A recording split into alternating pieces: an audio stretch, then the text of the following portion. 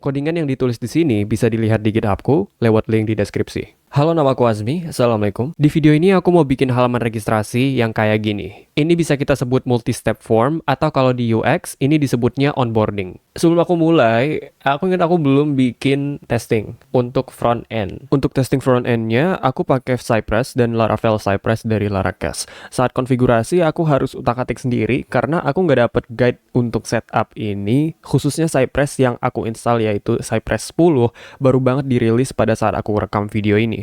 Kemudian aku juga mengganti Webpack dengan Vite supaya testingnya lebih cepat. Di video sebelumnya, aku belum bikin end-to-end test untuk login page. Jadi, aku bikin testingnya dulu sebelum lanjut nambahin fitur baru. Takutnya nanti lupa. Di sini, yang lagi aku tes adalah pada saat user login pakai email yang belum terdaftar, maka akan keluar pesan error. Sorry, we could not find your account. Sorry banget, akun kamu nggak ketemu. Dan ternyata aku memang belum nambahin fitur ini di video sebelumnya.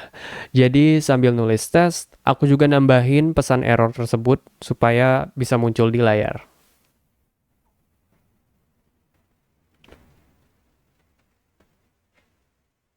Itu dia, tesnya akhirnya selesai. Sekarang aku mau bikin tampilan registrasi. Form registrasi dibagi menjadi 3. Ada personal info form, password form, dan username form.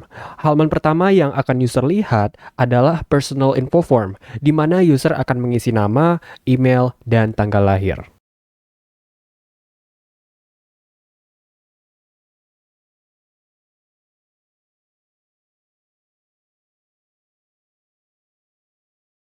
Kalau ketiga data ini belum diisi atau tidak valid, tombol next harus dinonaktifkan alias di-disabled.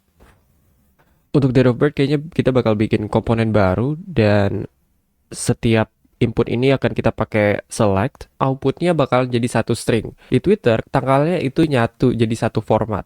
Jadi kita bakal bikin seperti ini. Aku namakan komponen ini update input. Update input menggunakan 3 elemen select, kemudian dari ketiga elemen ini, isinya akan digabung menjadi satu format string.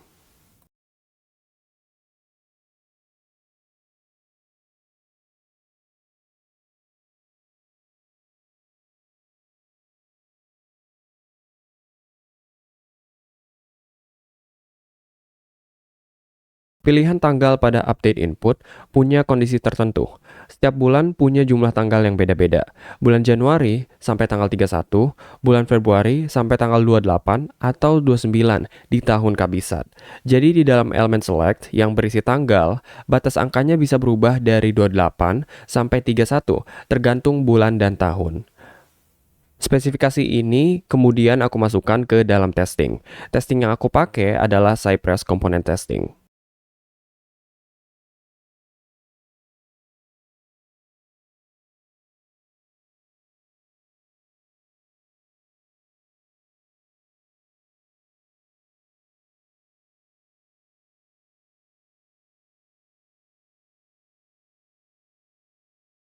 Di sini kita ada di tahun kabisat. Kalau kita ubah ke tahun non kabisat, angkanya ini hilang ya, which is bagus gitu kan.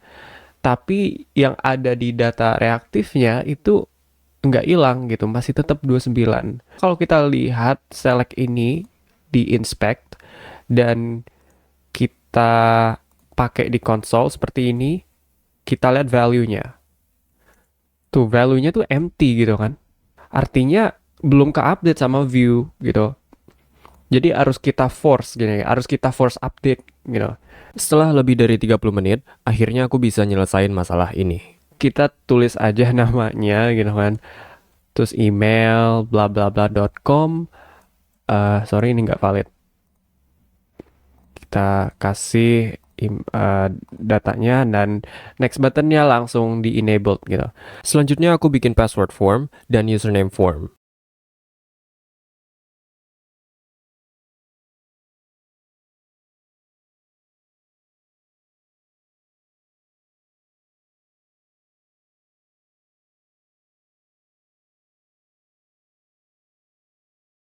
Sekarang ada kasus di mana di dalam database ada email example email.com. Kemudian ada orang yang mau bikin akun baru dengan email yang sama. Kalau di Twitter aslinya, hal ini tuh dicegah langsung pada saat kita nulis emailnya. Contoh aku tulis example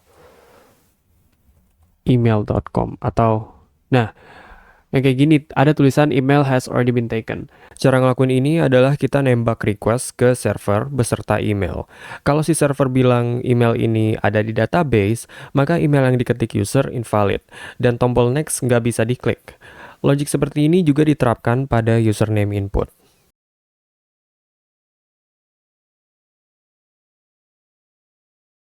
Akhirnya selesai registration page-nya. Tapi satu hal lagi, kita belum bikin end-to-end testingnya. Kita langsung aja deh speedrun. Lagi-lagi timelapse. Yang dites di sini simple banget, yaitu memasukkan nama, email, dan lain-lain ke dalam form yang tadi aku buat. Tesnya dikatakan passing kalau setelah melakukan registrasi, user dialihkan ke halaman home.